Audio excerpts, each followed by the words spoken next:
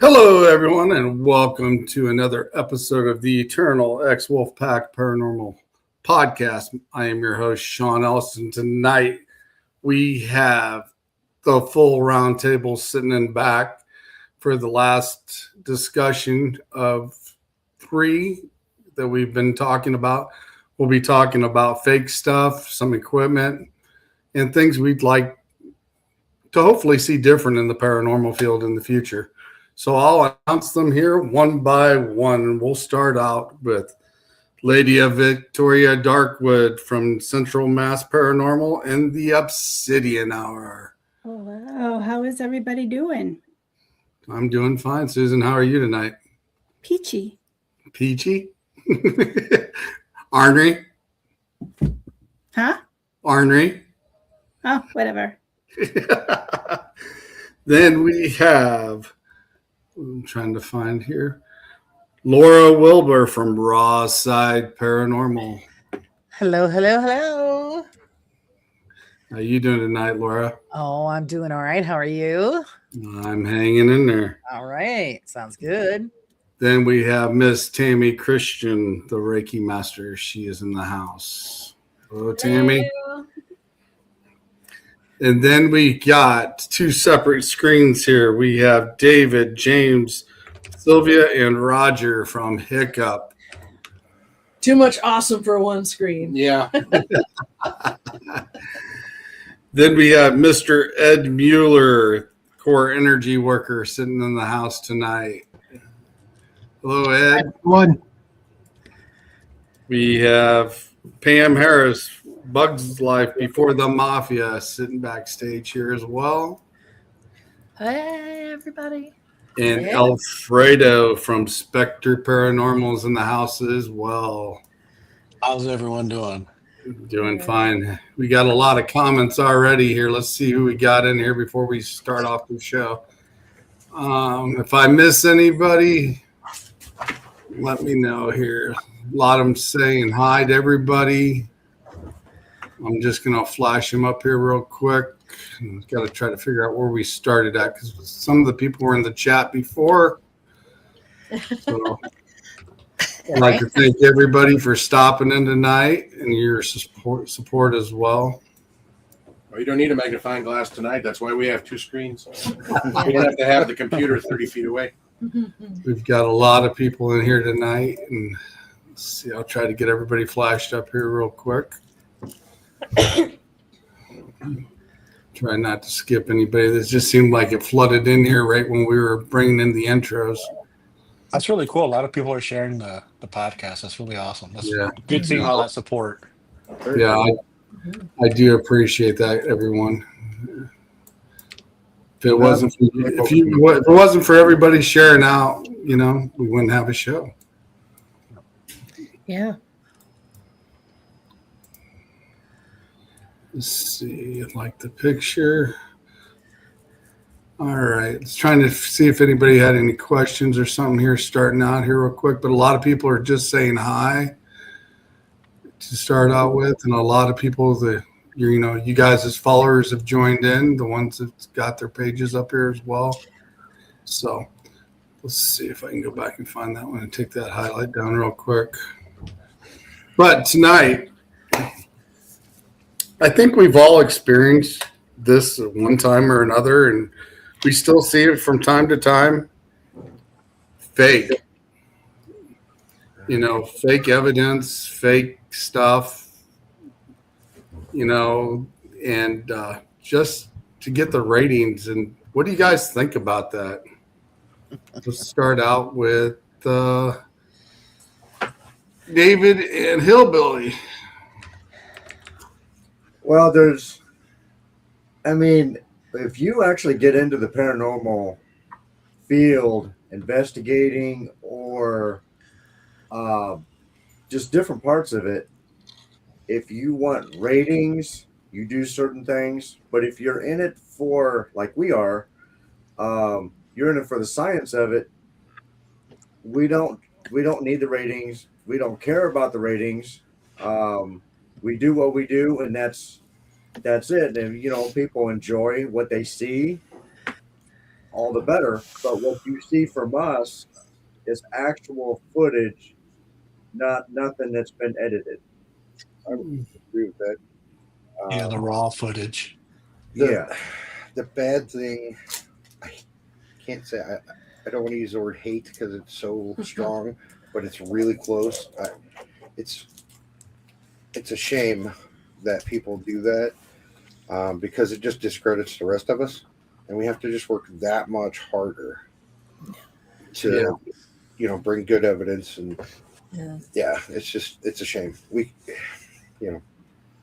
The whole community as a whole, it hurts all of us. And Yeah, I think unfortunately, it can be better. Yeah, I think I speak for everyone when I say that paranormal investigation is so woolly, anyways. That and good evidence, really good evidence, is so hard to find that your reputation is everything. If you lose your reputation, or you get someone thinking, "Oh, your stuff is fake," that you're not going to get that back. 100%. Being able to fix stuff so easily too, it makes the hardcore skeptics that much more hardcore, and some of them can be so difficult to deal with as a result of it. And they're like, "Oh, well, I could do that with a computer. I could do that with string." It's like, yes, you could, but I got this footage. It's not fake. But there's so many fakes out there. Right. I think I would also say that I've learned a lot from all of you. But really, it's about, the research. It's not about how many ratings you have. And I think it's also about sharing your research with others. I mean, that's how we all learn from each other, and that's what it's supposed to be about. And, the paranormal community is so, I don't even know what word to use for it. Chaotic. Chaotic. Chaos. Dramatic. That's a good one. Yes, dramatic. I got a never few knew words. that there was so much drama. I could not believe it. It was really not what I expected at all, is the drama, because I thought that everybody corroborated, but they do not. Some people get really precious about their evidence. Yeah. And, the other thing is now we have AI. And so you really don't know what they're doing, honestly. Right. Because I see how AI out there. I see how AI it's definitely stepped up over the past year. First it was, the Photoshop, then there was the deep fakes, and now it's AI making these videos that look very convincing. Yeah. And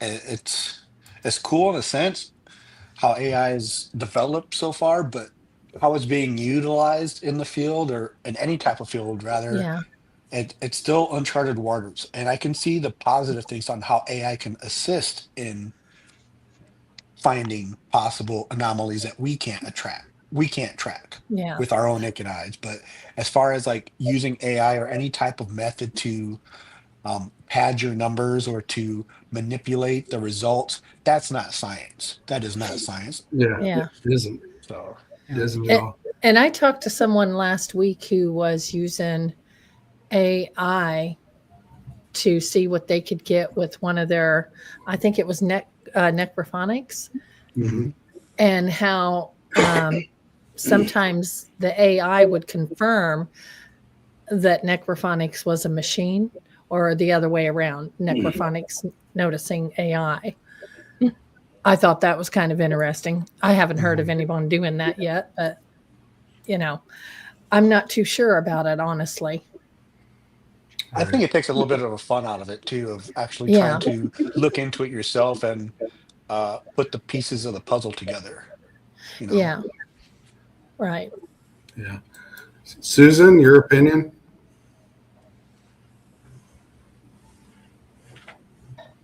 Sorry about that. I seriously think that a lot of people want to get views and get popular in YouTube. in order to, like get up there, be like one of like the high wings, mind you. So I do see, you see it all the time. It's like videos that have like doors opening or like, funny things happening. I seriously think that it's because they want to get way up there in YouTube. So it's very hard to determine who's legit and who's not, to be honest. Yeah. True. I would agree with that. Laura? Well, I think it's our responsibility as investigators and debunkers is to learn how AI works so that we can decipher what is real and what isn't. You can pick it up if you know what you're looking for, but that's the same thing with any kind of editing tool, with masking and all of that stuff. We learned how to pick out those things and determine whether data or evidence has been, manipulated. So I think that's even though AI is great, and if you're using it for entertainment purposes, then fantastic, go at it. But in this field, it goes against us, because then the entertainment channels are going to use it to hire their numbers, fake experiences, and we're battling this already, and now it's going to make it twice as hard. Well, I definitely agree with that as well. Tammy? I feel like, the AI does create an issue. I do think that it might be interesting to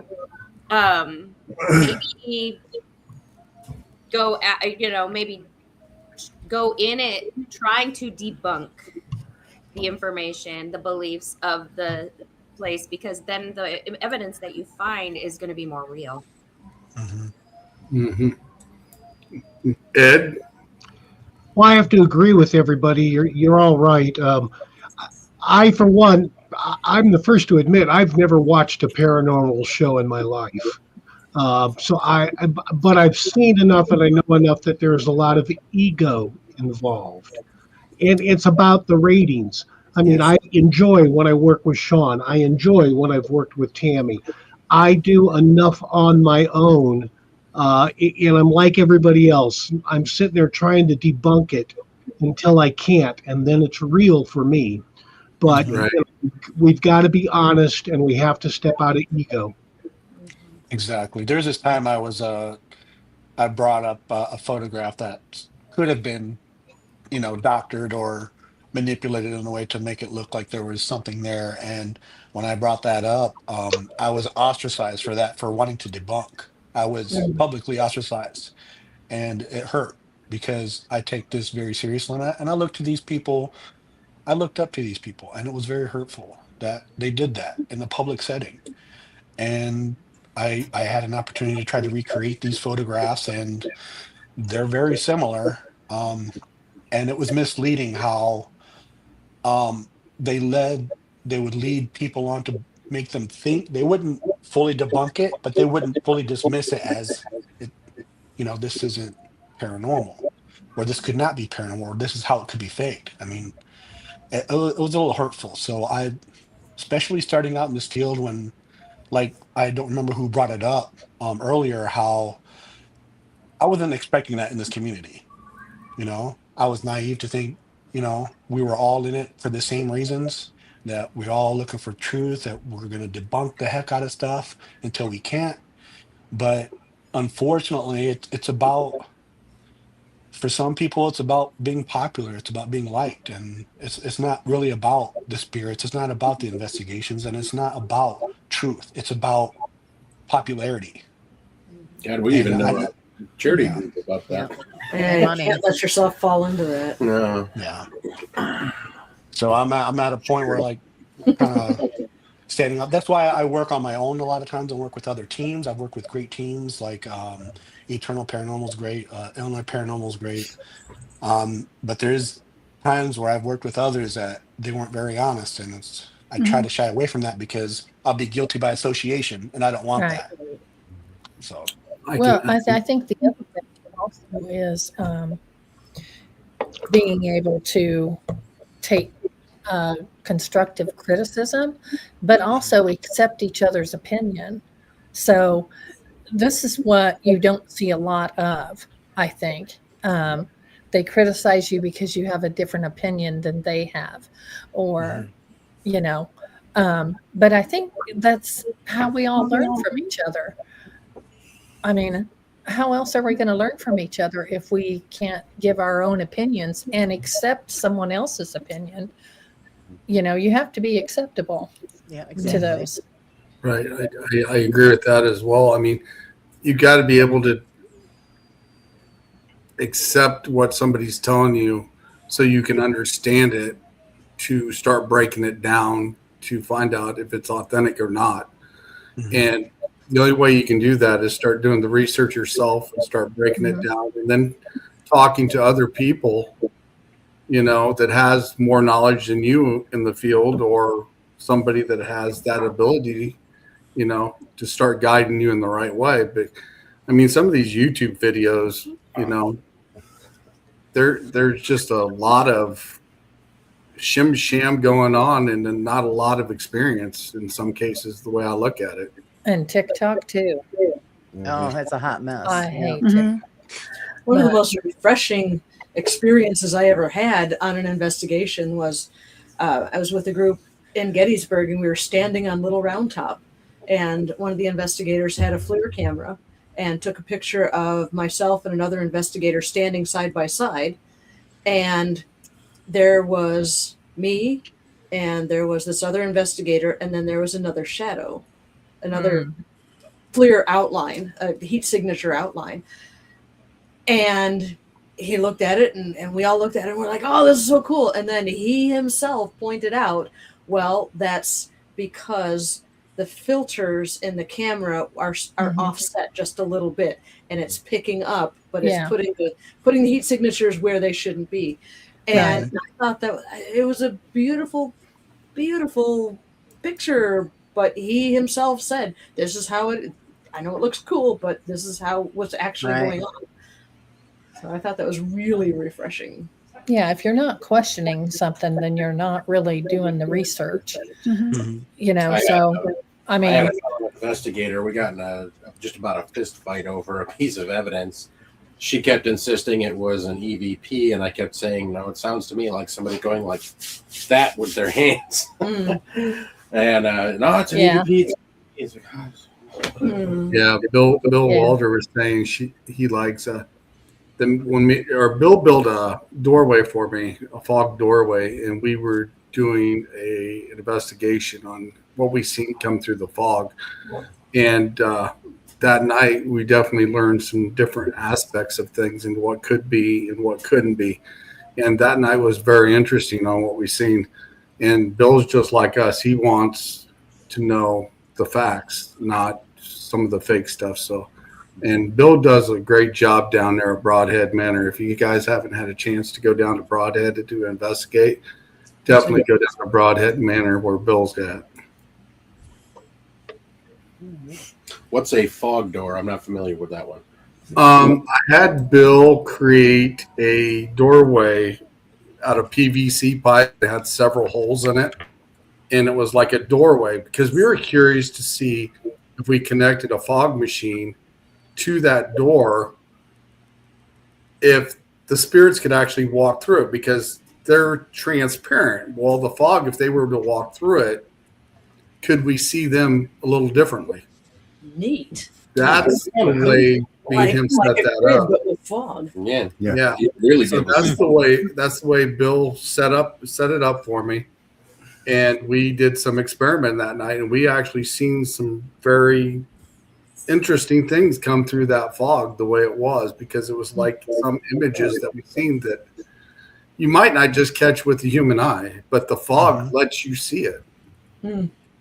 Yeah, that's a really cool. The first time I seen you use the fog was that's a really good idea. That'd be probably good. a couple years ago. Yeah, and you had a grid light in the fog. I thought that was really cool too. Yeah. I mean, different ideas are, you know, awesome. You couldn't use both. That's yeah, that's really cool how it's modernized. I know back before all this technology and all this experimentation as far as seeking the paranormal, in olden times they would use smoke as ways to Yes. see if there's spirits as well. I know my ancestors have done that, of Hispanic descent, the Brujas, and they would use that to see if they could communicate with spirits and see if there's any movement. That fog door is a really great idea. That just my Yeah. mind is blue because I can picture using a laser grid or using thermal cameras along with that. That's a great idea, Yeah. Sean. I'm Well, Yeah. excited. It was so Yeah. cool. Well, Yeah, it's really cool. originally where I seen it is Bill has a hallway down there in Broadhead Manor that has a fog machine, and that's how he laces the whole hallway with the fog, and then he's got a laser grid through it too. But then I seen Eternal Paranormal with Derek and Alicia.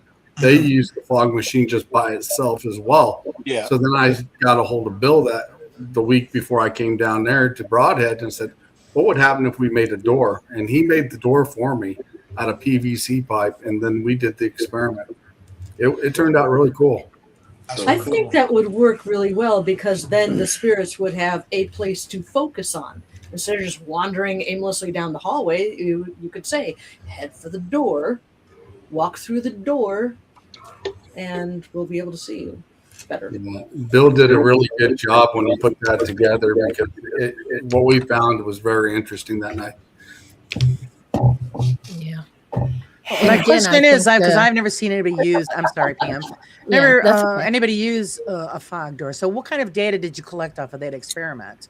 We went live that night, and we were actually seeing, like I said, images of spirits coming through the door, and you can see them just kind of lingering. You can see the outskirts of them as well, but we get a little bit of response here and there too as well.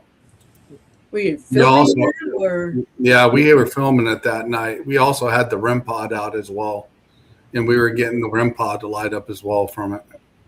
Nice. And the Now- other thing is with the fog machine, it's not going to interact with other equipment.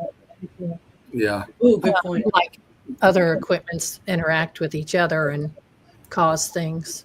Yeah, but isn't the temperature an issue? Like, does the fog machine like relate like cold temperatures, or no? Depending on the solution you're using, whether you're using dry ice or you're using a chemical-based solution, dry ice, it's going to be cold, and dry ice is actually, it's not going to lift in the air. It's actually going to stay towards the ground. Your natural mix solution, because I deal with them with the bands, and we also do it for the a lot of events for haunted houses and stuff. Just depends on what solution you use, depending on what you want it to do. But the dry ice, it's actually cold. The As other far as solution temperature- is cold. Yeah, my concern is, well, what about pareidolia though? Well, The there's temperature- always that. I mean, As far as the temperature goes, you can get base readings before and after, so you have a baseline of the temperatures. But as far as pareidolia, that's another good question. If there's like a brief breeze that goes by, we don't know what would cause that unless it's properly documented and analyzed. yeah. And I think that's possible with anything that you're doing. Yeah. Also. And that was an experiment that me and him did that night. And you might be able to still find that video clip on YouTube under the Eternal X Wolf Pack Paranormal, because we did go live that night as well. I think some of the sound footage we didn't get because we were having issues with sound that night, but you could see all the stuff that we seen live when we were doing it, and it was interesting. Well, the other thing is I always say, spirit does travel, and you never know when it's going to travel. So what a great thing to set up and wait and see if you do get something. I mean, it's a great experiment. I thought it was so awesome to watch. That sounds like a really great experiment. Yeah. What about depending less on technology and more on your own intuition? Yeah. I don't use much, if any, electronics. I go into a shamanic trance. I'm able to see apparitions. I'm able to see energy orbs. And I know everyone on this panel tonight has those same capabilities. So why not trust yourself a little more? Right. For Exactly. replication purposes.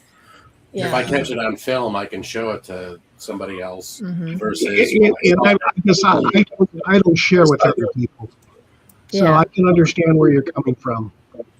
I'll share with clients, but when it's like for myself, I love just going in. I don't really document a whole lot, maybe take some notes for myself, but when it's for a client or for a location, I would want to try my best to document my findings either through my intuition or through, I want to back up my intuition with the devices if possible. Yeah, and I think anybody could use their intuition. Everybody has it, whether they recognize it or not. That's huge, huge. But there again, that's what you're getting, and being able to prove what you're getting is another thing. It's whether these people have your trust or not, I think, because a lot of times there's so many things that you get, there's no way for you to prove it. Yeah. Unless you're matching up, with history that you don't know about beforehand. Now that's really interesting. So I think things like that is what catches their attention. And I think that's why it's so important that the people that to keep your reputation, like we were saying earlier, it's so important that people can trust what you say, and your reputation doesn't get tarnished by just little weird things. That there's so many YouTube videos and stuff that every little piece of dust, that's an orb, stuff like that, and you just you have to look at it with a skeptical eye.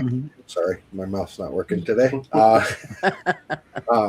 But just along with what Ed said, you're able to, your body will tell you what's going on.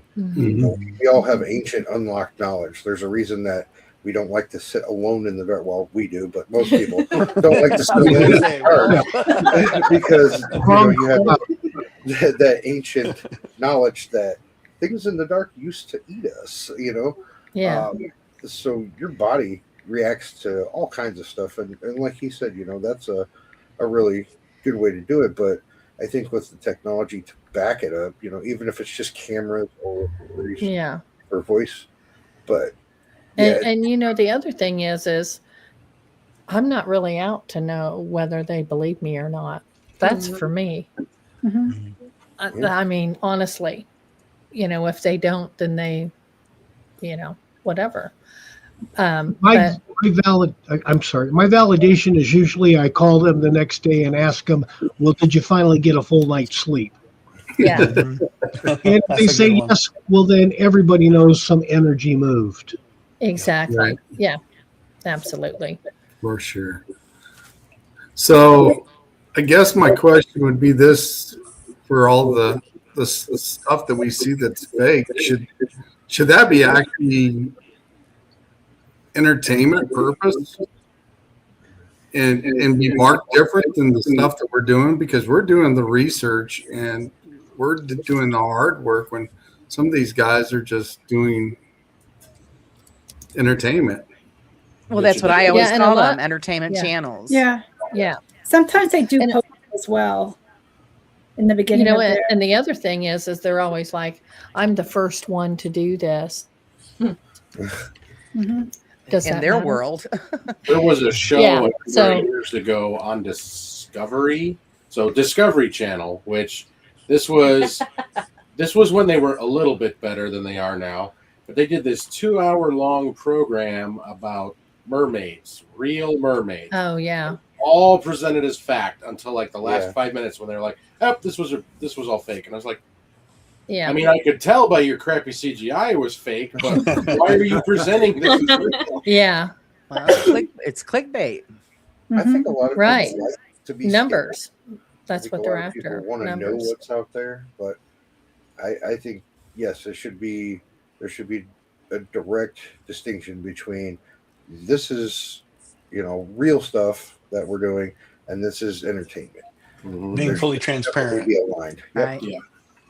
Yeah. Even though some of them have put it in like maybe a small print and a description, but it's so minute that nobody catches it. Yeah. So they still have, their backsides covered, but it's still they're presenting what they're doing as authentic. Yeah. And it's very damaging. And I know some of us, on Facebook and YouTube, we've got to market as entertainment purpose, because otherwise they sit there and audit us all the time as well, because then you got people criticizing it if we didn't. Yeah. Right. Well, they get away with it because they have the big numbers backing them. Exactly. That's why I said numbers. Yeah.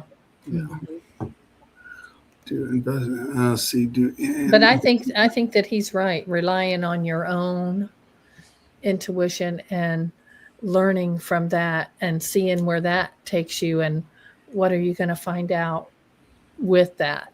I think that is, Ed's completely right. Yeah. Well, and I agree too that, you when you're doing your investigation, you determine everything with your own senses, very basic, minute equipment. The other stuff is experimental. You can only, you can't even justify your own experience only to yourself. Yeah. So, that's why, I never call anything paranormal because I can't prove any of it. None of us have actual documented 100% solid proof. Only our own experiences to ourselves. So until then, it's still all just a big experiment.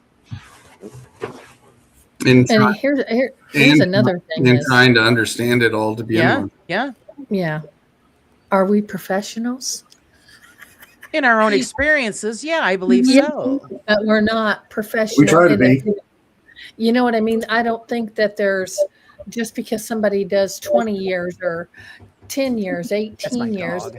I mean, they base their professionalism on that.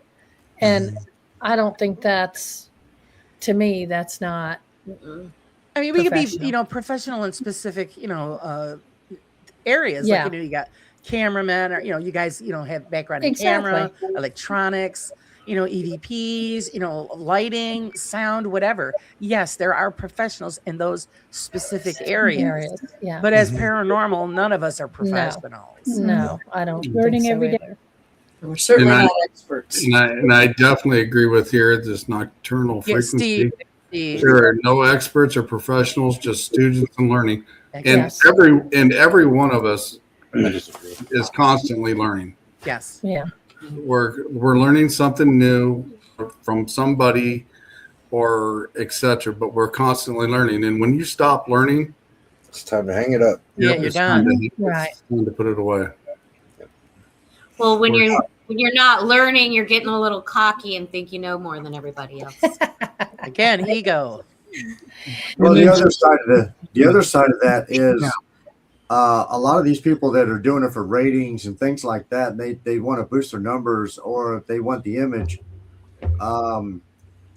And a lot of us, I know, we'll pay good money to go into a facility that is actually known to have paranormal activity. A lot of times that, that's how they build their revenue to keep that place going. Right. Not a lot, but there's also the thing that hurts us is there's some of these people that want to doctor up their videos and things like that. That doesn't just hurt them. That hurts the facility as well. Oh, yeah. Yeah. So they're doing it at the facility. Yeah, because then you think that, it's the owners of the house or Sometimes the building. Not like a haunted house. Not saying that it doesn't happen sometimes, but then that definitely hurts their reputation as well. Right. So, guys, we have a question up here real quick, and I know I missed one earlier that they asked how each one of us got into the paranormal field. I may come back to that before the end of the show here real quick, but one right here is, what is the most reliable piece of equipment that you use? For me, it's myself. Same for I me. was going to say the same thing. Myself. That's your own My own mind. intuition. If For you're myself, talking actual equipment, I'd say, basic camera, basic audio recording, a pen and a notebook, so you can say, well, I experienced this. It was at this time. I know the people who were with me were here, and that way you document. See, I love it that you said you document it. A lot of these people today don't do that. They go, well, we have video or we have audio. No, you need to write it down. You have to, register. You've got to record that data on paper so that when you go back to that spot again, you can compare your notes. Exactly. And I know our team, we always put a digital recorder with any camera equipment. That way, if something happens and we pick something up, a lot of times it'll pick up on both. And you're like, okay, does that give more credibility to what we experienced? Or just one will pick it up and it's like, that might have been something else. But, again, it's documentation. Yep. Bill Walter says right here, we are not out for profit. We are doing it for restoration. And he does. I mean, and I understand the places like Bill's place in Broadhead Manor, when, they've got events there, they do it and they help to restore the building back to where it is. But then you've got other people that just don't do it that way. You still go there. They've never done anything, and it's still the same situation it was in when you first seen it a long time ago, and nobody's restored it at all. But for people like Bill, they put in that hard work and help to restore the building to where it is, and that's what's really good with Bill and his Broadhead Manor. They do it to restore the building, and you got to respect that, because he gives us a place that we could actually go and investigate, and there is a lot of activity there. And now, so you don't mind spending just a little bit to go and investigate a place. Yeah. But nowadays, it's all about the profit. When they're charging thousands of dollars. Oh, yeah. And you only get a couple of hours, and then most places want to review your footage, and then you can't. There's certain restrictions. This is ridiculous. Or there's 17 other people. Exactly, the contamination is outrageous. Yeah. That was and that brings up another point too. I think there are some people that think that we make money when we do this stuff. Yeah, I know. This is an expensive hobby. Yes. Yes, it Yeah. is. Yeah. And then there again, you have people that are like, we're going to be on this show. We can't tell you everything. But, they picked us out of everybody, and then they end up giving you something they got the investigation before. So, I don't know. Is that really what they're doing? They're entertaining. They're not learning, and they're not trying to help others. Atlantic Paranormal Society, when their TV show got really popular, is now everybody wanted them to come and investigate, even when the places were haunted and everything else, because after Taps had been there, now the place is really, really busy with all kinds of business. Yep. Hey, Jamie Lynn Keller. Yeah, and and they think that I feel like they think that they're better investigations than other people out there if they're on a TV show. Mm-hmm. Mm-hmm. We also all got to keep in mind that when you have a TV show, the whole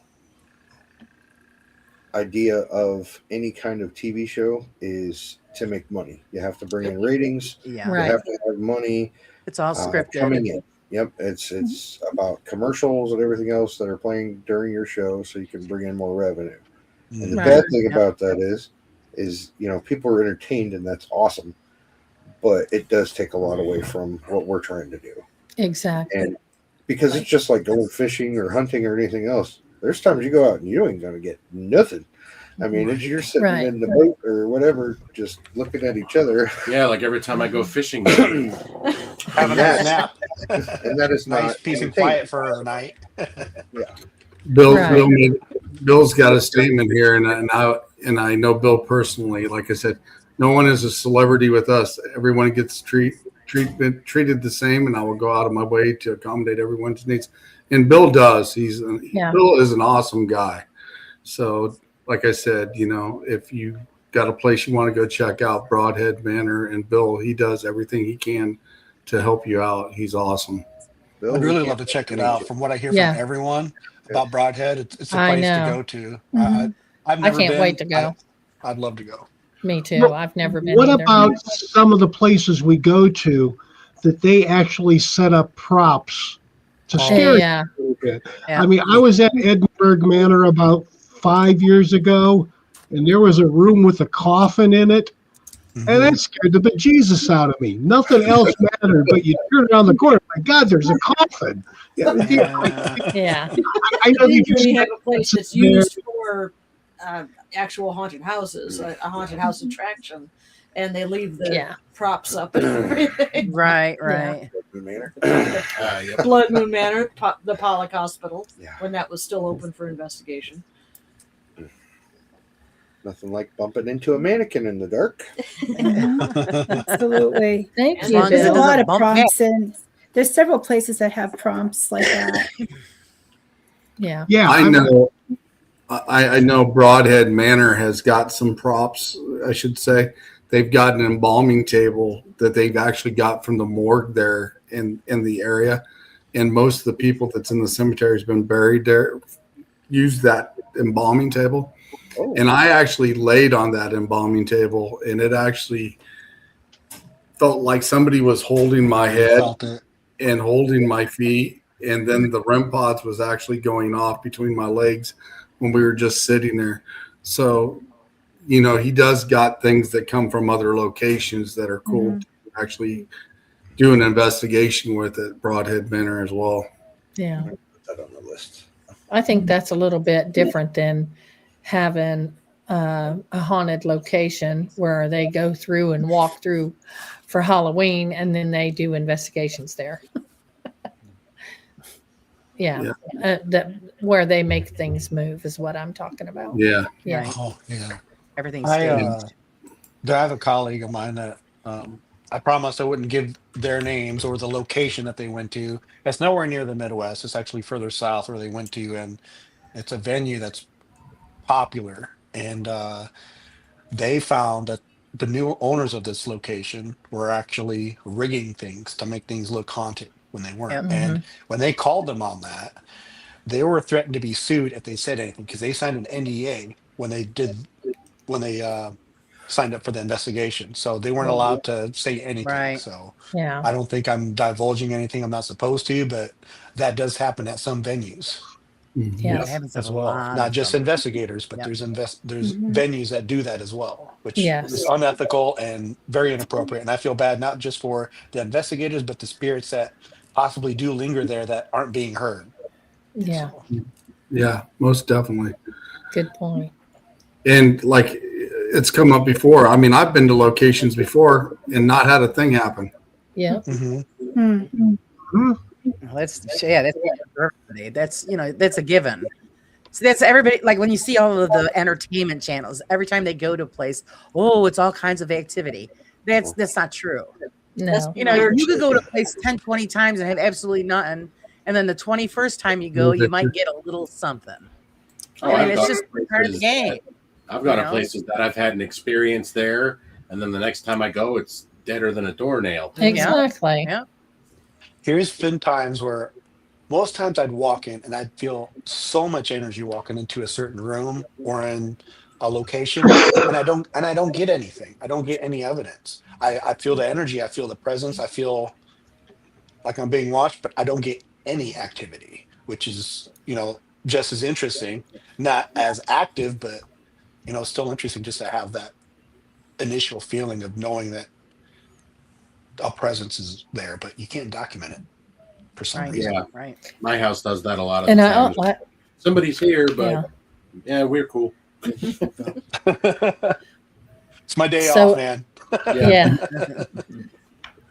So let me ask the panel what you think about mediumship in the paranormal. Thank you.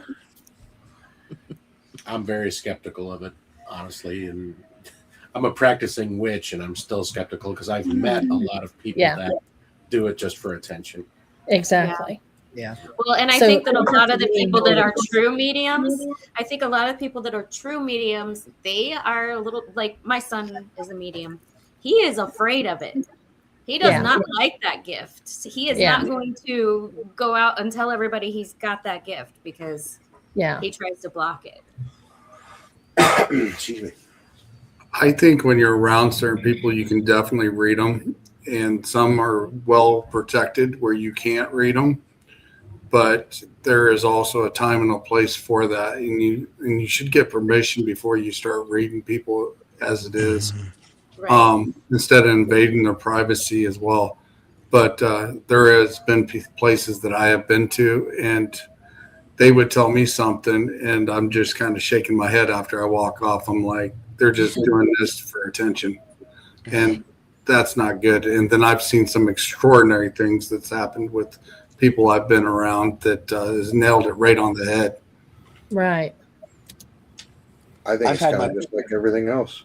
I mean, Yeah. I think there's definitely something to it. I believe there are people that can do it, but I don't think that every person that says it is. Like a few of you have said, a lot of people just kind of crave the attention of it. Yeah. Yeah. And I don't know. It's but I'm naturally skeptical anyways. So I definitely believe that people out there do have the ability, but the number of them is much smaller than what I've encountered, I think. Yeah. Absolutely. I've had my personal experiences of mediumship that I can't explain, that I've been trying to look for mentors that can help me explain through this, because it is scary. Like your son, I grew up my entire life having these instances where I'd have to be sent to doctors because even doctors couldn't explain what was happening, and I'm trying to tell my mom or my dad's like, I'm seeing Sandy's here, she's talking to me, and they won't. Or when I would go in a trance out of nowhere. I do have narcolepsy, so I am prone to, I can fall asleep anywhere, anytime, or put myself into a trance. But there's been times where I woke up and not remembering the last 10 minutes. And there's been surveillance videos where I'm at work where I have moments where I'm in a trance, and um, I don't, I have a gap in memory for about 10-15 minutes or so. And I don't remember doing something. And my boss would say, "Hey, you left the front door unlocked all weekend." I said, "No, I've got a routine. I'm pretty sure I locked it. I have a specific routine." And he shows me the surveillance video, and I didn't lock the door, and I left it open. It was something that I had no idea I did. And trying to find someone who has those same experiences is very hard, because I hear people say, "Oh, I'm a medium, I'm a psychic," and I honestly go to them for advice and guidance, and I find out that they're full of crap. Yeah. They They're do the hot grifters. cold routine. Exactly. They do that hot cold routine, and they're not medium, they're manipulators. They know how to read people. They just don't know how to do, they claim to do this, but they're not. Well, it goes back to the cold or hot readers. Yeah. I mean, there's a lot of them out there, Yep. I just don't think that a medium's going to walk into every investigation and get something every single day. No. Exactly. Yeah, no. There's just, I mean, and even if you do get something, it's not something that you're going to spit out, because it may be private. It may be private to the person you're with. So I just don't see walking in to every investigation and just walking through the door and automatically having something. And, there's just some things you have to weigh out before you even say anything. Right. I have to laugh. I have even exhibited some kind of medium ability I can't explain. I've connected with people and said what they were thinking. Yeah. I do it to her constantly. Yeah. I'll say something to go, "Dude, get out of my head. I don't even know how I'm doing." Well, I do the same to you. True. Yeah. Not as frequently, though. Like a labyrinth of corridors. Yeah. These stairs, they just don't go anywhere. It goes right up to a wall and a ceiling. That's it. But I also think if you have that energy with a certain person, or that connection, it's a lot easier. And you do those things. You can actually tell what they're thinking before they do it, or vice versa, because you're around that person all the time. Right. Definitely. Ed, you got a theory on this? Quiet down there, Ed. Yeah, No. he is. In the corner. Ed in the corner. I connect with spirit all the time. That's basically what I do. I don't consider it mediumship. I consider it, I go into a shamanic trance and I retrieve the information that people are looking for. Sometimes it does come from somebody that they knew, a grandmother, a grandfather, a child.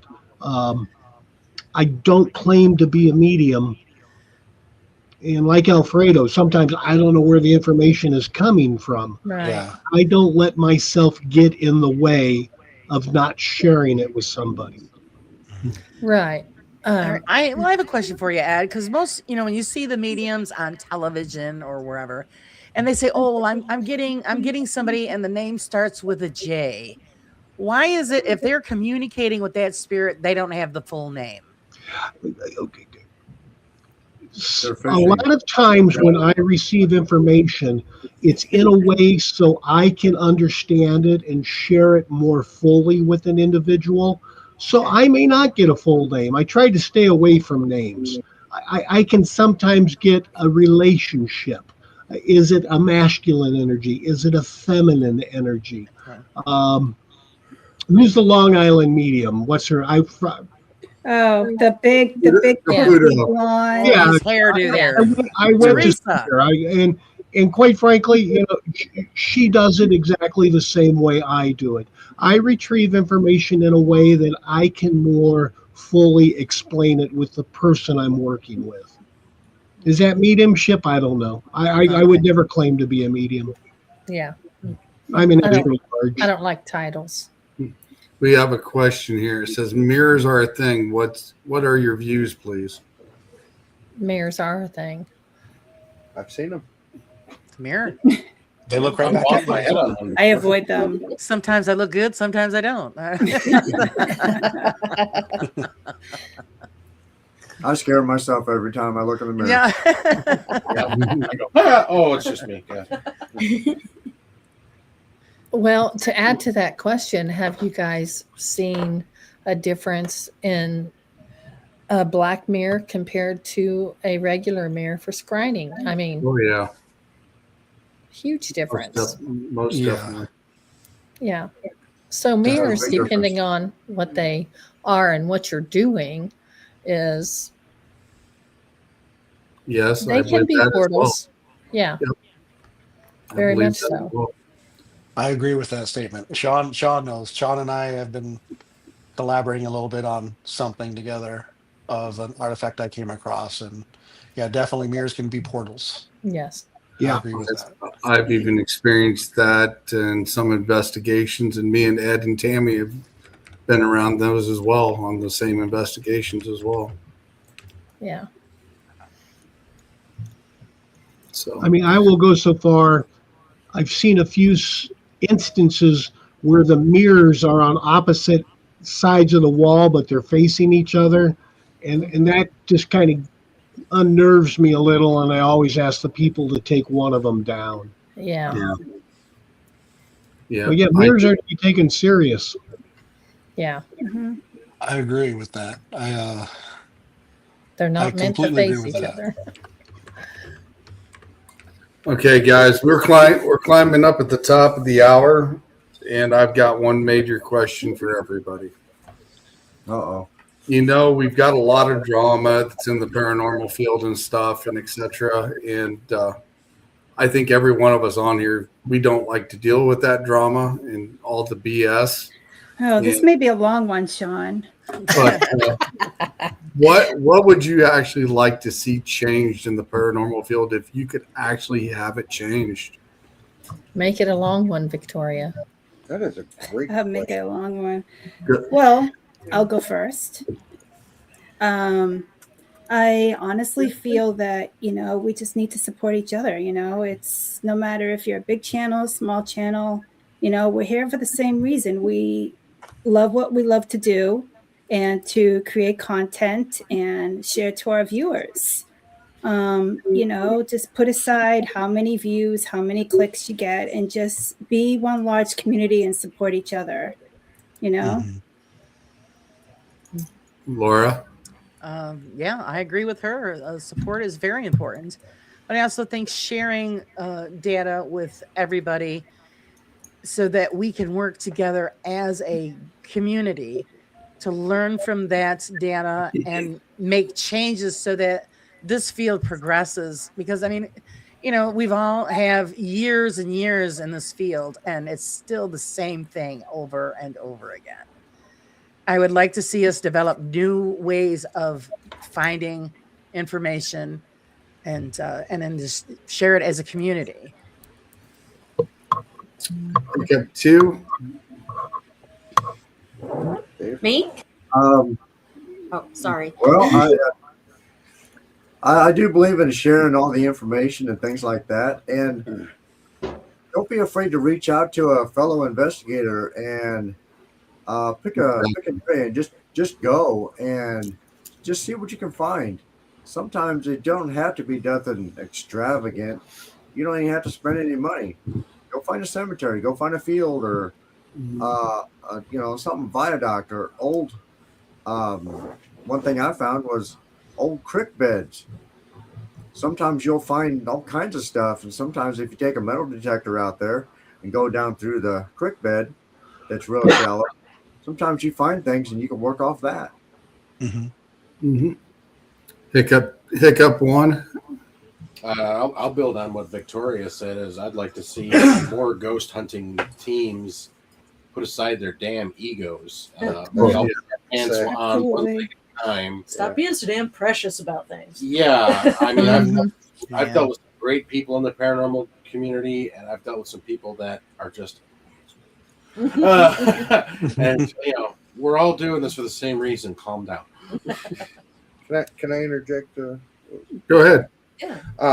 The one thing I was going to say was exactly what James was just saying, but if I could change one thing, I would probably want everyone that actually investigates, and it's fun to do the entertainment stuff too for people to do it, but the actual investigators, I would say I wish that everybody could open their mind a little more and sharing the stuff between each other, get people's opinions and not take them so much to heart, like, oh, they're just saying that because they didn't get it or they're trying to hurt my feelings or whatever. Just be open with each other.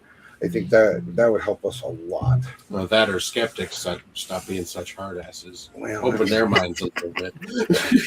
Yeah, the hardcore skeptics. And I agree with Bill too. And everybody needs to respect one another as well. Yep. Yeah, exactly. Respect is the main thing, Oh yeah, most definitely. Tammy? Yeah, I mean, pretty much what I have to say is the same. We're not competing against each other. And if you feel like you're being competitive against another team, then you need to look inward and find out why that is. Most definitely. Ed?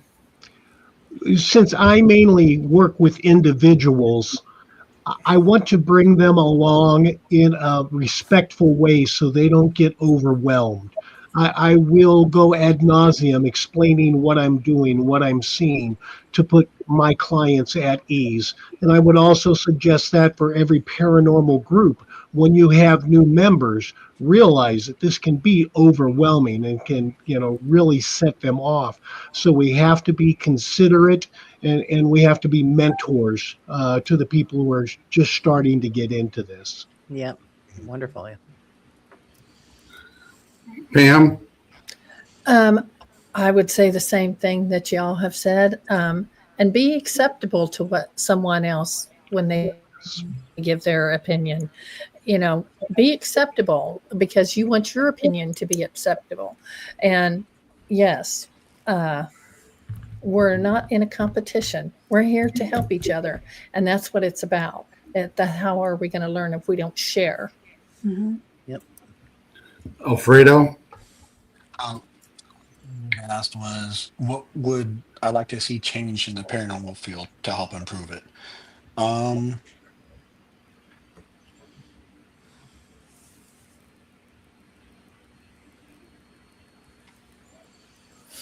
can't change people. All I can do is change myself. And I guess all I can say as far as that is if we consider to be paranormal investigators or intuitive, whatever we whatever category we put ourselves in, being honest, integrity, open skepticism, and acceptance of one another, trying to help uplift each other, not try to put each other down because you see someone who has a bit more skill coming out of the gates than some, or just be more accepting because we can grow so much more and learn so much more if we would just get along and keep the goals in mind of we're here for spirits and we're here for knowledge and what's after this life. So that's all I can say. There's nothing I would really change except for keeping tabs on myself and make sure I hold myself accountable and others hold myself accountable as well. You guys can quote me on this. If you see me straying away or making stuff up, call me out. Like, please. Like, I always encourage if you see something, say something, even among my peers. Give you a good shake. Like I said, I definitely agree with each and every one of you on these subjects and topics is what we talked about tonight. Just respect and being able to learn from each other and be able to share that knowledge and, learn from each other, because none of us know every answer. And reaching out to somebody's not going to hurt you. It's not going to make you feel stupid or dumb, but they're there to help you. I mean, everybody on this panel, I would reach out to you in a heartbeat with a subject if I come across it. You guys have all earned my respect in one way or another, and I've had several other teams that are the same way that I've worked with, and I'm more than willing to help anybody, just like you guys are. So, yeah, definitely ditto. I think that should be more in the paranormal field of helping each other and sharing that knowledge, because then we can move on to the next levels. Right. So that's definitely for sure. I know one thing, guys, it is at the top of the hour. I would like to have each one of you say how you can get a hold of each and every one of you, and et cetera, because we've had a couple people ask how they get a hold of you. So let's start out with Lady Victoria real quick. How do they get a hold of you? So I'm on Facebook, TikTok, Instagram, Podbeam. I have a show Friday evenings. I want to try to do it every Friday evening at 5:30 p.m. Eastern Standard Time, the Obsidian Hour. And of course, I have my YouTube channel, so I'm everywhere. Laura? Well, of course, I got the Rosside Paranormal channel on YouTube. You could find me on Facebook as well. All of my emails are all listed there. You find me on the morning shows, Monday, Wednesdays, and Fridays. And I do a Wednesday evening show as well. So if somebody's looking for me, that's where you're going to find me. Hiccup? We're primarily on Facebook, Heart of Illinois Center for Unexplained Phenomenon, Hiccup. And then we also have an email, hoiunexplained@gmail.com. Pretty easy. Or if you see one of us walking down the street, most of our vehicles are pretty loud and noticeable. Just ask, hey, what do you do? And those of you that know me and stuff like that, just feel free to call me anytime or send me a message. Yep. I've got a presence as well online, sylviaschultz.com, SHULTS. On there you can find information about my books. You can find information about my podcast show, Lights Out. So it's all there at sylviaschultz.com. Tammy? I don't have a paranormal group that I'm a part of anymore. I've kind of backed out of it. But if you have any questions, I am Tammy Christian on Facebook. Just make sure you send me a message so I know it's not somebody trying to hack my account or something. Well, Tammy, you're still part of the team, my team. I have been out of the loop a little bit. Ed? I'm on Facebook at Core Energy Work, so feel free to instant message me. Yeah, and like I said, I see Tammy and Ed all the time, and I know how to get a hold of them as well. Pam? I'm not on a team either, so you can send me a message on Facebook, like Tammy said, just so I know, or you can get a hold of Sean. He knows how to get a hold of me, or Susan. And Alfredo. You can get a hold of me through Spectre Investigates on Facebook and YouTube, TikTok, all that stuff. I'm not very active. I'm not one of those people that post a bunch of stuff every week. So only stuff that I actually do. But or you can get a hold of me directly, Alfredo Mancia through Facebook Messenger. I respond rather quickly. Also, if you need to get a hold of me for any investigative purposes at all, I collaborate with a lot of other teams. You can get a hold of me at Spectre_investigates at iCloud.com. It's awesome. And like I said, I'm friends with each and every one of these on here. And if you can't get a hold of them, I can definitely get you connected to them as well. So, but I do like to thank each and every one of you tonight for being on the panel and discussing what we did. I thought we had a great conversation, and I appreciate each and every one of you. Well, thank you. Thank you, Sean. Thank you, Sean. Thank you very much for having us. So most definitely. And I've learned, or I've met a lot of great people doing podcasts, and teamed up with a lot of teams, and a lot of great teams as well. And I've teamed up with Ed before. I've teamed up with Tammy before, and Alfredo, and Pam as well. They're great investigators. Definitely check them out. And I will be teaming up with Hiccup here in the future as well. Absolutely. And they will also be the first show of season 4 when we started in February. So if you want to learn more about Hiccup and their team, check out the first show of season 4 starting in February here on the Eternal X Wolfpack Paranormal. But like I said, guys, thank you for everybody for coming in tonight and participating. And next week is going to be an open chat. If anybody would like to come in and talk about their experiences, send me a text message here in the chat area. And who knows, I might bring you right into the show and we'll just have a little conversation as well. But everybody, have a great weekend and a happy new year. And I hope you had a great Christmas as well. We're out of here. Thank you. Bye. Bye. Bye, everybody. Bye, everybody.